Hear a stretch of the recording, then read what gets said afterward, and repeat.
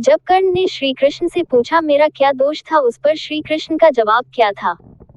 कर्ण ने कृष्ण से पूछा, मेरा जन्म होते ही मेरी माँ ने मुझे त्याग दिया। क्या अवैध संतान होना मेरा दोष था?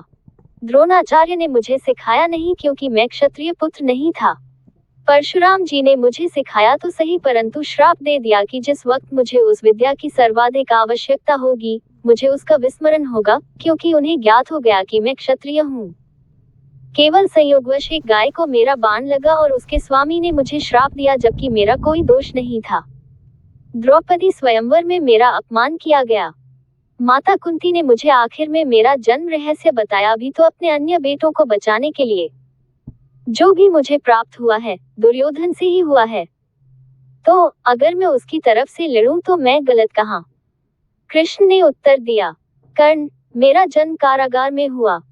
जन्म से पहले ही मृत्यु मेरी प्रतीक्षा में घात लगाई थी। जिस रात मेरा जन्म हुआ, उसी रात माता पिता से दूर किया गया। तुम्हारा बचपन खड्ग, रथ, घोड़े, धनुष्य और बाण के बीच उनकी ध्वनि सुनते बीता। मुझे ग्वाले की गौशाला मिली, गोबर मिला और खड़ा होकर चल भी पाया, उसके पहले ही कई प्राणघातक हमले झेलने पड़े। कोई सेना नहीं, कोई शिक्षा नहीं, लोगों से ताने ही मिले कि उनकी समस्याओं का कारण मैं हूँ। तुम्हारे गुरु जब तुम्हारे शौर्य की तारीफ कर रहे थे, मुझे उस उम्र में कोई शिक्षा भी नहीं मिली थी। जब मैं 16 वर्षों का हुआ तब कहीं जाकर ऋषि सांदीपन के गुरुकुल पहुंचा।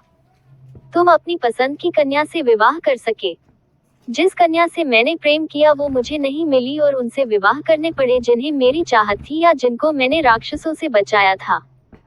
मेरे पूरे समाज को यमुना के किनारे से हटाकर एक दूर समुद्र के किनारे बसाना पड़ा, उन्हें जरासंध से बचाने के लिए। रण से पलायन के कारण मुझे भीरू भी कहा गया। अगर दुर्योधन युद्ध जीतता है तो तुम्हें बहुत श्रेय मिलेगा। धर्मराज अगर जीतता है तो मुझे क्या मिलेगा? मुझे केवल युद्ध और युद्ध से निर्माण हुई समस्याओं के लिए दोष दिया जाएगा। एक बात का स्मरण रहे कर्ण, हर किसी को जिंदगी चुनौतियां देती है, जिंदगी किसी के भी साथ न्याय नहीं करती। दुर्योधन ने अन्याय का सामना किया है तो युधिष्ठिर ने भी अन्याय भुगता है। लेकिन सत्य धर्म क्या है ये तुम जानते हो। कोई बात नहीं अगर कितना ही अपमान हो, जो हमारा अधिकार है वो हमें ना मिल पाए। महत्व इस बात का है कि तुम उस समय उस संकट का सामना कैसे करते हो। रोना धोना बंद करो कर्ण, जिंदगी न्याय नहीं करती इसका मतलब यह नहीं होता कि तुम्हें अधर्म के पथ पर चलने की अनुमति है।